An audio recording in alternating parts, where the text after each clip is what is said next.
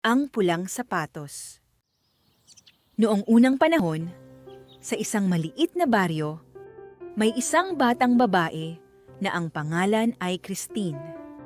Nakatira siya sa maliit na bahay kasama ang kanyang ina na may sakit at sila'y lubos na mahirap.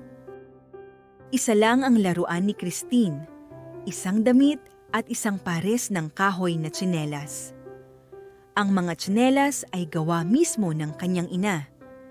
Hindi ito komportable, pero iyon lang ang meron siya.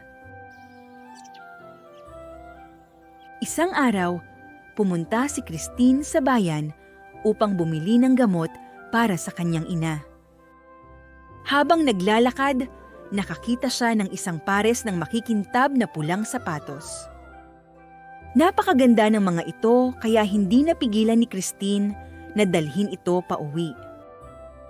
Pagdating sa bahay, sinabi ng kanyang ina, Baka may nagmamay-ari ng mga sapatos na yan. Ibalik mo na lang, Christine. ngunit matigas ang ulo ni Christine. Hindi! Hindi ko ibabalik! Kung talagang may nagmamay-ari ng mga ito, edi sana iningatan nilang mabuti. Kaya sa akin ang sapatos na ito, sagot ni Christine.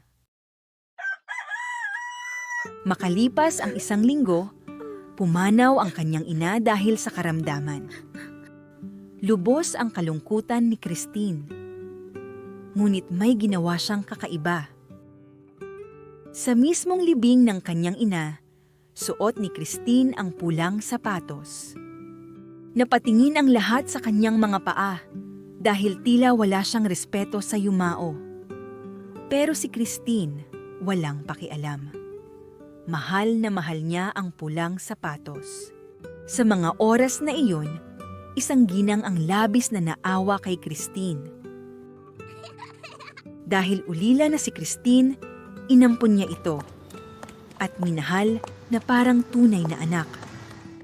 Binigyan niya si Christine ng sariling silid. Masasarap na pagkain, laruan at damit, at pati bagong sapatos. Christine, maliit na ang pulang sapatos para sa mga paa mo.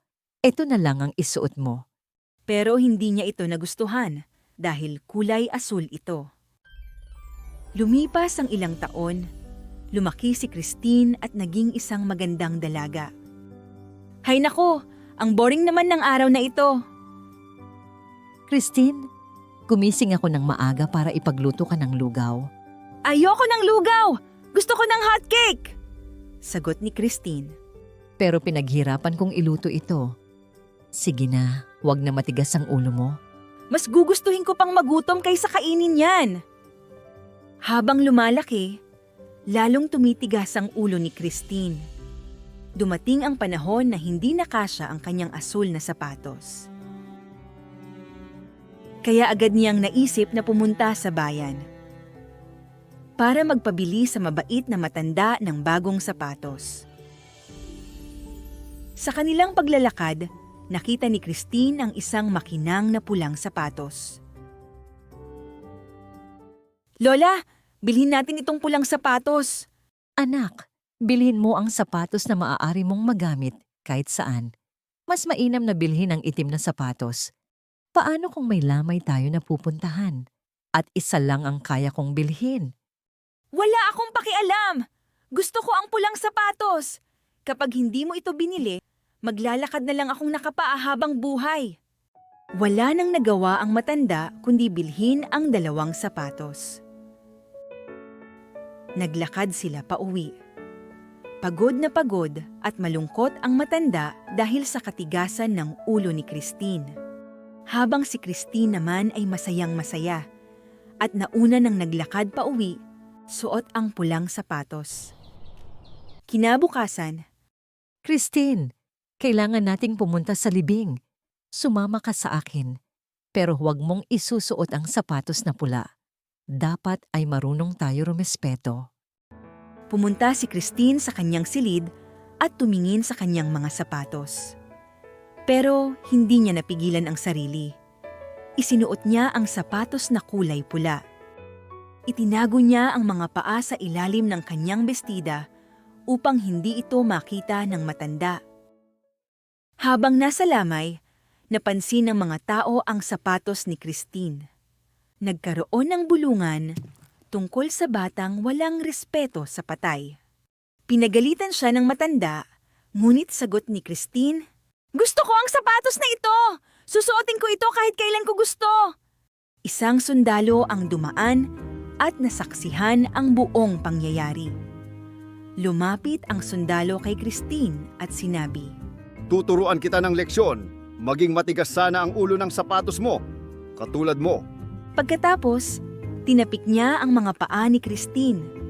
Nagsimulang sumayaw si Christine at sumayaw pa at hindi na niya mapigilan ang kanyang mga paa. Hiniling ni Christine sa mga sapatos na tumigil. Pero hindi siya pinakinggan ng mga ito. Mas matigas ang ulo ng mga sapatos kaysa kay Christine. Pinasayaw siya nito sa mga burol at kabundukan sa loob ng 3 araw at 3 gabi. Puno ng sugat at pasa ang kanyang mga paa. Miss na niya ang kanyang kama at ang pagkain sa kanilang bahay. Higit sa lahat, miss na niya ang mabait na matanda. Dumaan sa kagubatan, nasugatan ng mga tinik, ngunit hindi pa rin tumigil ang mga sapatos. Isang mabait na mangangaso ang nakarinig sa iyak ni Christine at pinilit niya na tanggalin ang mga sapatos.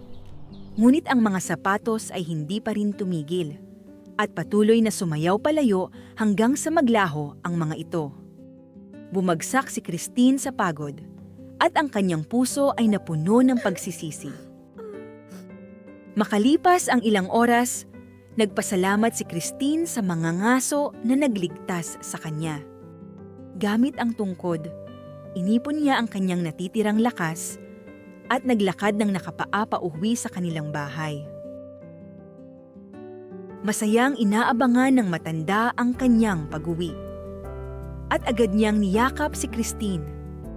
"Sorry po, Lola. Magmula ngayon, hindi na po ako magiging matigas ang ulo at palagi na akong rerespeto." Natutunan ni Christine ang kanyang leksyon. At mula noon, namuhay ng masaya at payapa sina Christine at ang kanyang lola.